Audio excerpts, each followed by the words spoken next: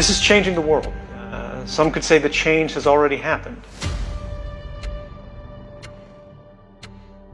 They've got lists about everybody. They've got lists, more lists than Santa Claus. And you're on all of them. You have been hacked.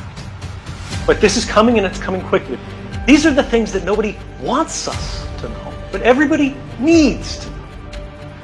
We wouldn't know about any of this if people weren't willing to take risks to tell us, the public, what is being hidden from us.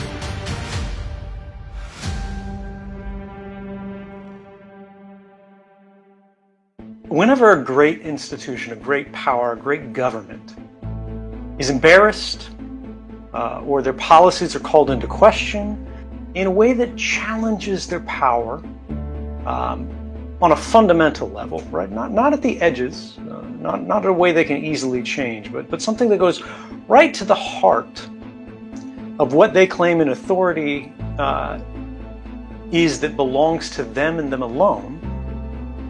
They say these people are traitors. Do you think he's a traitor? I know he damaged the country, and the Obama administration will deal with it. I've got to be careful here, Major, because Mr. Snowden is under indictment. He's been charged with crimes, and I can't weigh in specifically on this case at this point. You think Edward Snowden was a traitor in revealing that? I can never condone what he did.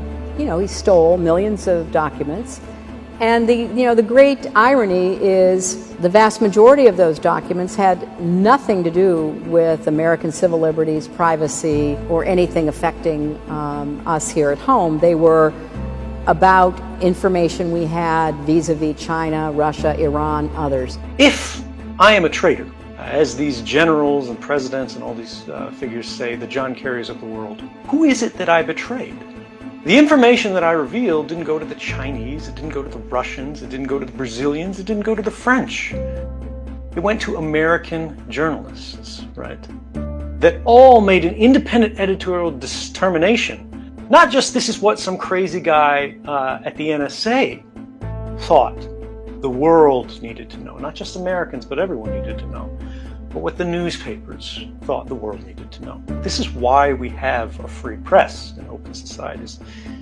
The whole reason they exist is to challenge the monopoly on information held by the most powerful and influential members of our society. The only things we know about the worst things they've done is because someone took a risk to tell us. And if telling the public about things of vital democratic importance, right? The boundaries of your rights, the kind of world that you live in, is now treason. It's the act of a traitor. That means the government considers the public the enemy. And if that's the case, that's the side that I want to be on. This isn't about names. This isn't about programs. This isn't about law. The problem is deeper. It is structural. We, our generation, is witnessing the greatest redistribution of power in civil society since the Industrial Revolution. What does that mean? Exciting words, right? How did it happen? A generation ago, surveillance was extremely expensive. Every government had to spend extraordinary sums, amounts of money, to track individuals.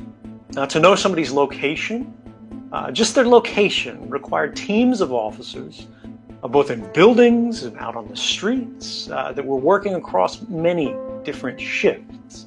Today, that dynamic is reversed. One guy sitting in front of a desk, in front of a monitor, in the air conditioning, can now track with precision unimaginably large numbers of people. And this is for the first time in human history that this is really possible, both technically and financially, for both governments and corporations.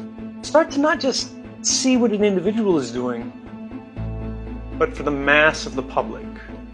And from the things they see, without even using human eyes, but electronic ones, to start to collate, to collect, index, and save nearly complete records of all of our lives, all of our daily activities. It doesn't matter whether you're a criminal, it doesn't matter whether you're an innocent, Because under these regimes of bulk collection, as they call them, or mass surveillance, as the public calls them, things are collected in advance of suspicion, just in case they think it's interesting later on. And they say, well, if we don't read these things, if we simply collect them, it's not a violation of your rights, because a human can look at it, a machine.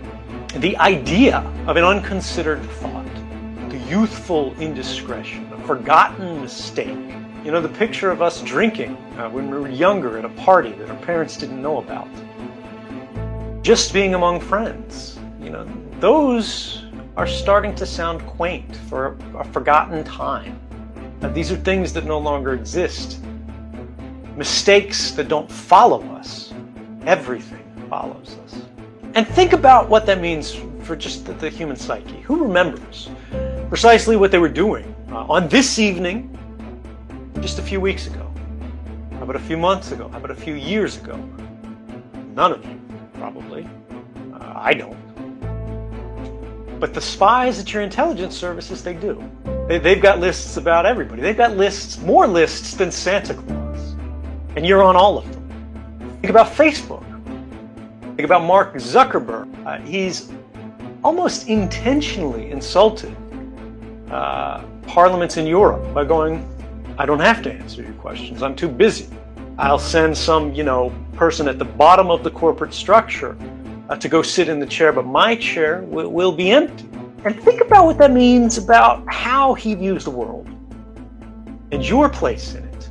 The reality is Facebook doesn't care about you. It doesn't care about your country. It doesn't care about your politics. It doesn't care about your future or what happens to you. Facebook cares about your data and only your data. They are a surveillance company, and their product is you. It is the record of every article that you've ever read, that you've ever bothered to click. But it's more than that. It goes deeper.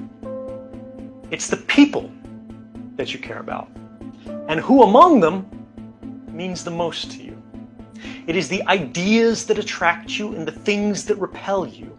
It is a system that is designed to observe your life, to calculate the value of it, to crystallize it, to save it, and then to do something with it.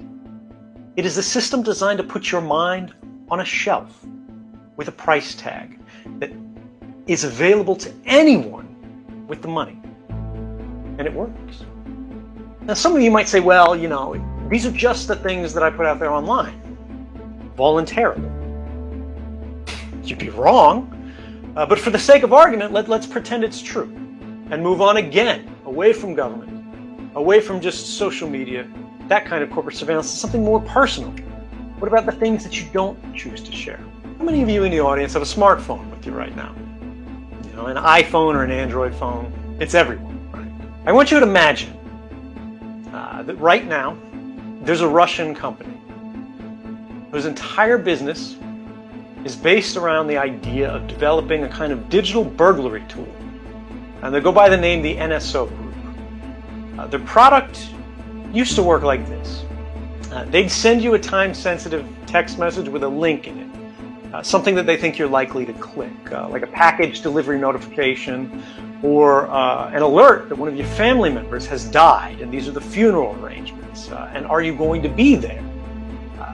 And if you click this link, and because they can try 100 different times in 100 different ways, eventually everyone does, your phone now belongs to whoever sent you that message. You have been hacked by this product.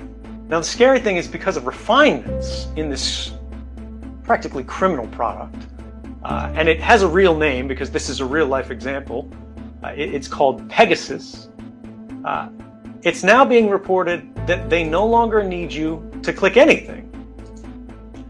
No user interaction is necessary. All they need is your phone number, and they can hack your phone. Now, from that point on, everything in the entire history of that phone, they can instantly and immediately copy.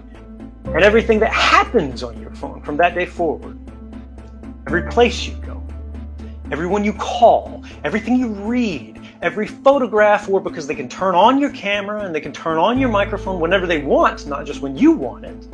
Everything that simply passes by that device, everything your phone is a part of, they are now a part of.